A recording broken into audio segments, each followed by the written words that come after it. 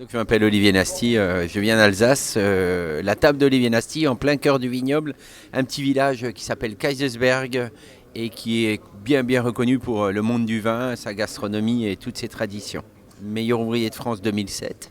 On s'est toujours basé, enfin en tout cas moi je me suis toujours basé en grande partie sur les techniques et sur l'escoffier en général, quoi. Il a, il a été pour moi et pour la jeunesse, quand j'ai été jeune cuisinier, le repère de mes chefs.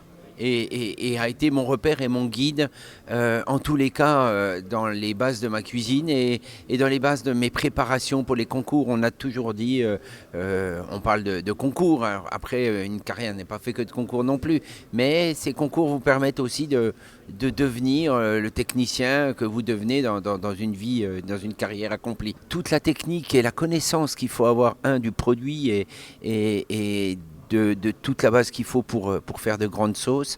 Et puis après ça, la précision. Parce que j'imagine que au siècle dernier ou au début du siècle jusqu'à là, jusqu'au milieu de tout ça, on avait une précision dans la cuisine, mais peut-être pas aussi pointue qu'aujourd'hui. Donc il avait déjà euh, cette technique avec des bases très précises qu'on n'a pas eu après dans les années 80 et tout ça. On n'avait plus ça. Quand on faisait la cuisine, c'était moins précis, moins. L'Escoffier est devenu et est resté notre référence parce qu'il avait déjà des bases extrêmement précises, même dans des pesées. Alors bien souvent, ils disent vous mettez un tiers de ci, un tiers de ça. C'est des fois un peu plus confus, plus compliqué. Mais quand vous l'avez lu de A à Z, comme moi je l'ai lu, parce que je vous donnerai une petite anecdote tout à l'heure, ben vous comprenez vite après quand c'est un quart, un tiers de sauce allemande, de ci, de ça, vous comprenez très vite ce qu'il faut, c'est cette plongée dedans, bien, et des fois.